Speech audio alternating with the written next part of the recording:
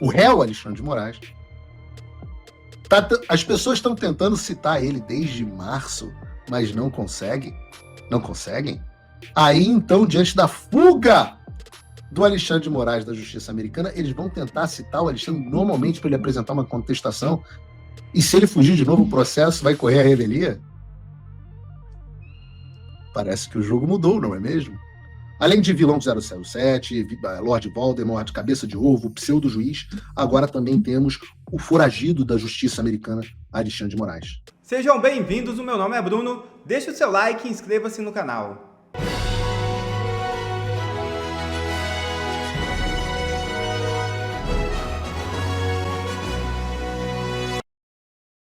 Notícia urgente que acaba de sair. Moraes manda prender ex-assessor de Bolsonaro. É isso mesmo.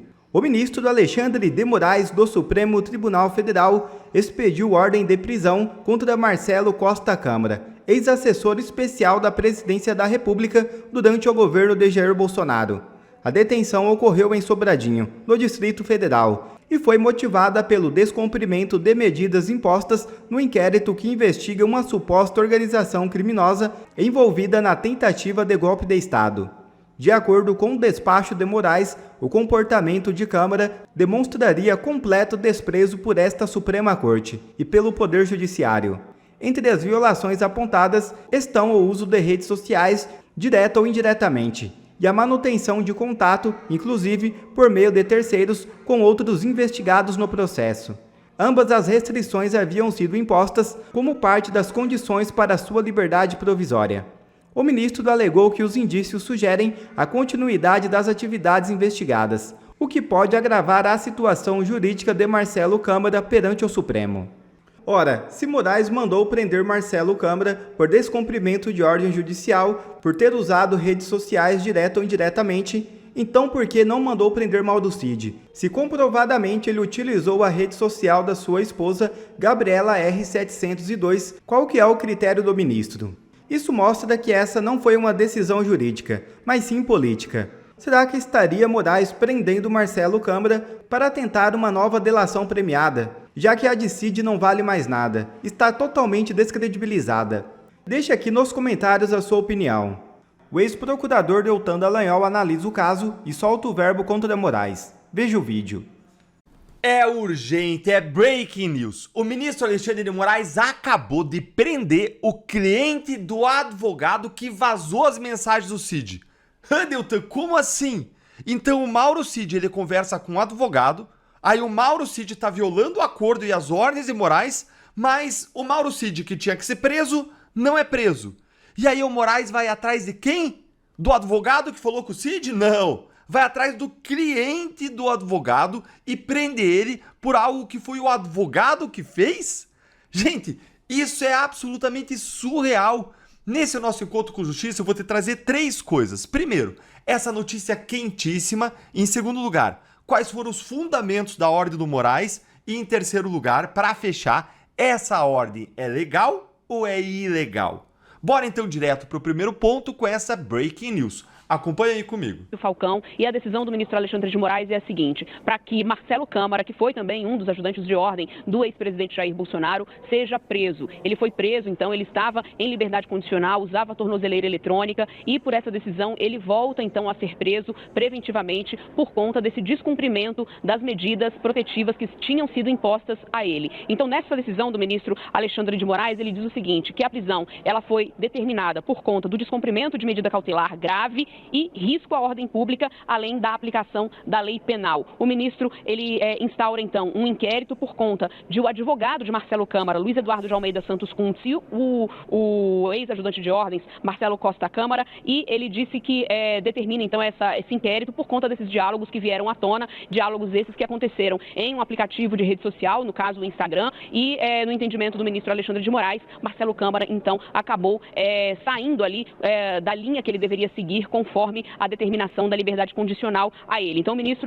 Gente, ela só tá falando de coisas que quem fez foi o advogado, não o Marcelo Câmara, não o cliente. Prestou atenção nisso? Diz que se trata de uma suposta prática do crime de obstrução de investigação de infração penal que envolva organização criminosa. E o ministro determina, então, que sejam ouvidos o advogado Luiz Eduardo de Almeida Santos Kuntz, além de Marcelo Costa Câmara. Mauro Cid, que é o delator, também deverá ser ouvido. E o ministro Alexandre de Moraes determinou, num prazo de 15 dias, que esse depoimento, então, seja novamente tomado. Então, é mais um depoimento de Mauro Cid dentro dessa questão. E o ministro diz que, efetivamente, as condutas noticiadas indicam que o réu e o procurador tentam obter os dados sigilosos relativos ao acordo de colaboração premiada por meio de conversas realizadas pelo Instagram e por meio de contatos pessoais da Sociedade Hípica de Brasília, no período em que Marcelo Câmara estava preso. E o ministro segue dizendo que as denúncias são gravíssimas e as condutas noticiadas nos autos, indicando, neste momento, a possível tentativa de obstrução da investigação por Marcelo Câmara e pelo seu advogado Luiz Eduardo Kuntz, que transbordou,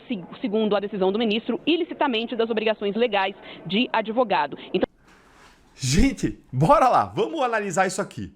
Vamos agora para o segundo ponto, depois eu mostrar para vocês o que foi a notícia, vamos agora analisar quais são os fundamentos da decisão. Primeiro, o Moraes prendeu o cliente por conta de algo que não foi ele que fez, que foi o advogado dele que fez. Pelas informações aí da Globo News, a gente não tem nenhuma informação de qualquer conduta direta do Marcelo Câmara, mas sim do advogado dele. Ele sim, o advogado conversou com o Mauro Cid no Instagram. Em segundo lugar, Moraes mandou ainda abrir um novo inquérito para investigar tudo isso, incluindo o advogado Eduardo Kuntz. Em terceiro lugar, o Moraes ele diz que o crime seria o de obstrução de investigação, mas não explica que obstrução de investigação de fato que seria essa aí.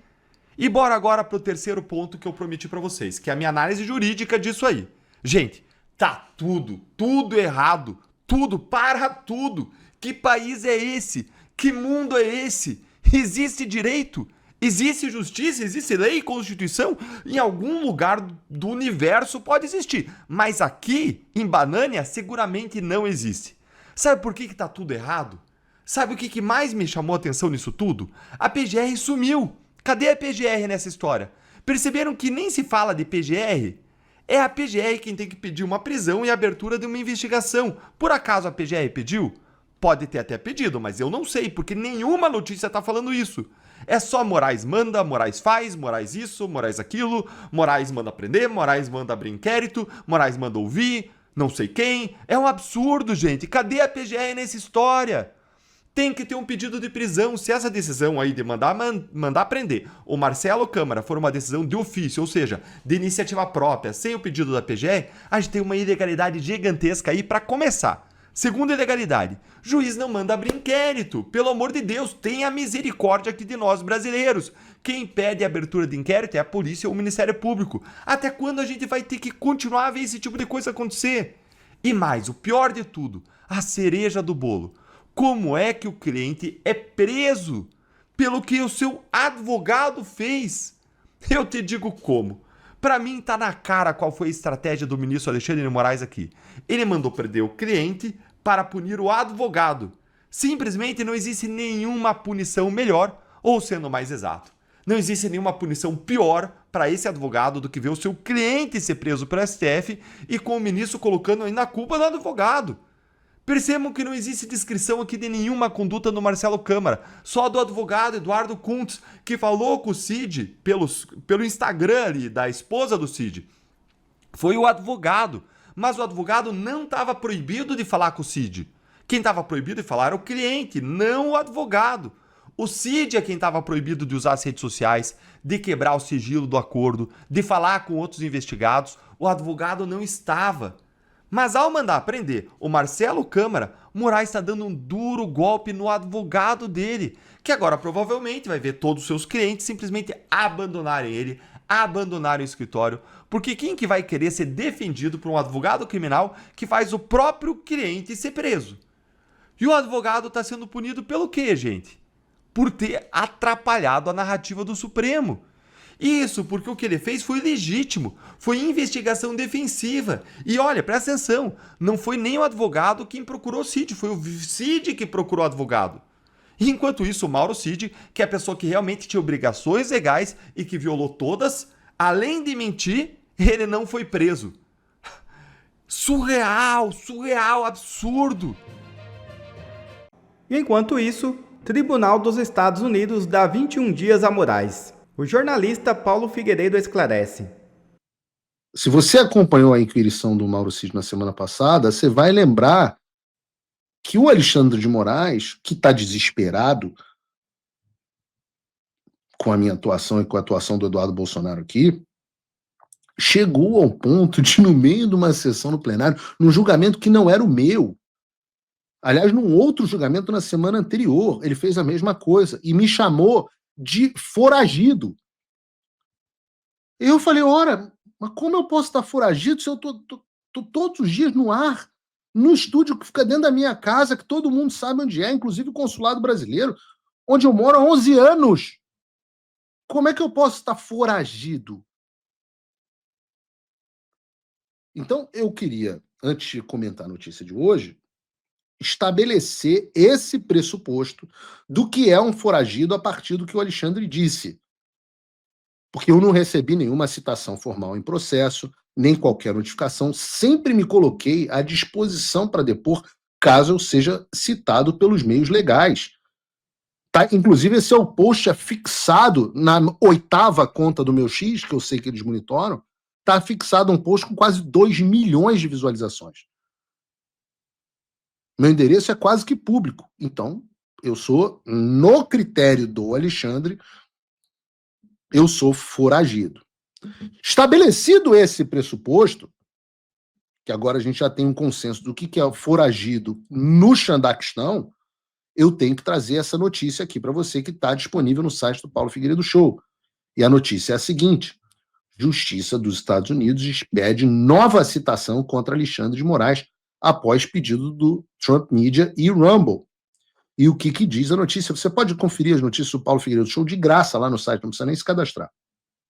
Diz a notícia: o Tribunal do Distrito Médio da Flórida, nos Estados Unidos, expediu na terça-feira, ontem, uma nova citação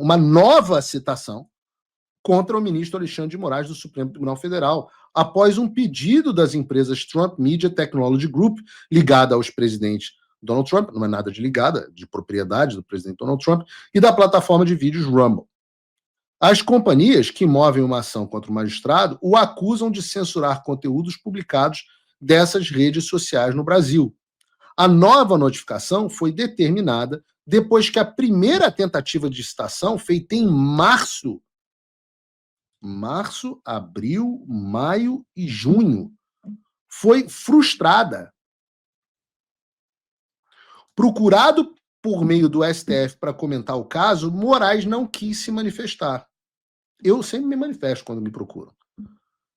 Moraes terá um prazo de 21 dias para apresentar uma resposta formal à ação ou apresentar uma petição para contestar o processo, conforme as regras processuais federais dos Estados Unidos.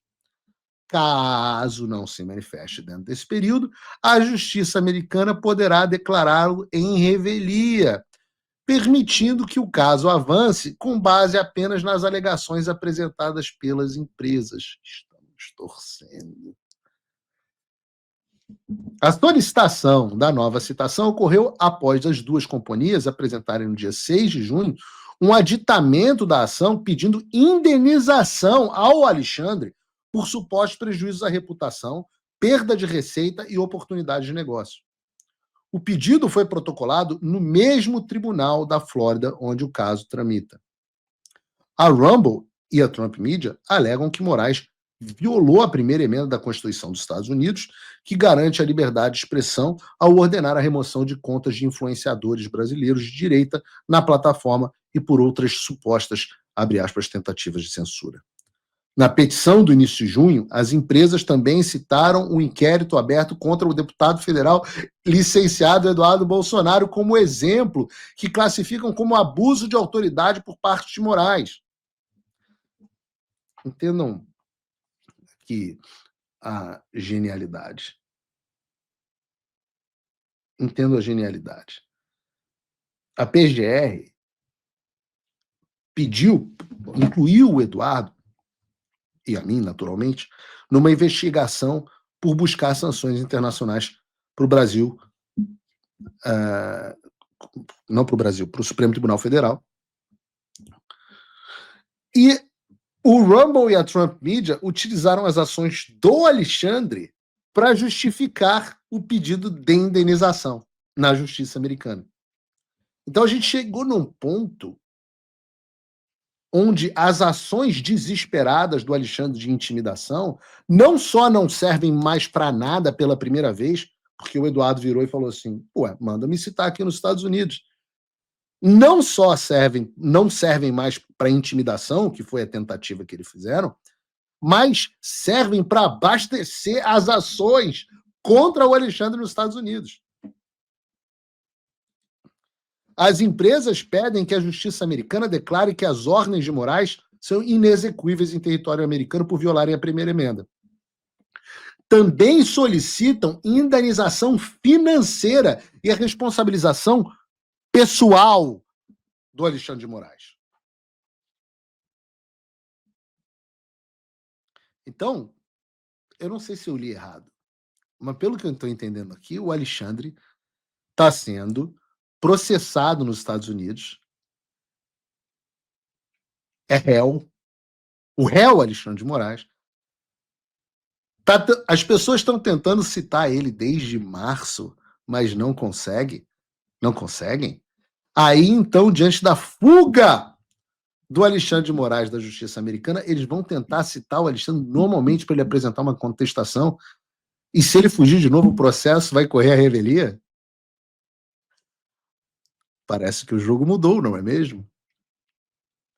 Deixa eu fazer um raciocínio lógico aqui. Se eu, a quem sequer tentaram citar, seguindo os meios legais, sou foragido, então isso quer dizer que o Alexandre, que foi citado pelos meios legais e está fugindo da citação, é o quê? Respondam no chat.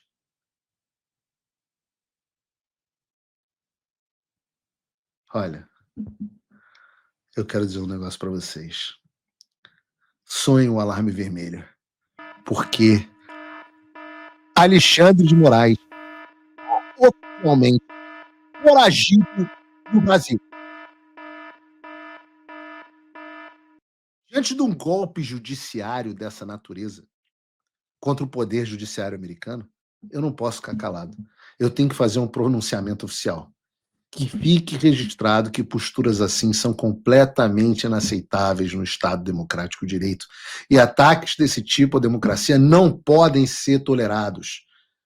Isso aqui, os Estados Unidos não são uma colônia, não são um país sem lei. Que delícia, Alexandre. A partir de hoje eu vou adicionar essa nomenclatura ao Alexandre de Moraes no programa. Além de vilão do 007, Lord Voldemort, cabeça de ovo, pseudo-juiz, agora também temos o foragido da justiça americana, Alexandre de Moraes. Eu estava aqui andando pelas ruas de Miami e encontrei esse cartaz que eu botei aqui, trouxe aqui no programa. Não sei se é verdade ou se é inteligência artificial, não sei, mas se você tiver informações acerca do paradeiro desse foragido, chame os tiras. Chame os tiras. Porque hoje Alexandre de Moraes é processado e foge, é réu e foge de citação, foragido. E se tiver que pagar essa indenização gigantesca às empresas americanas de tecnologia que ele lesou, vai começar pelo Rumble, mas vai depois do X, o Google, a Meta.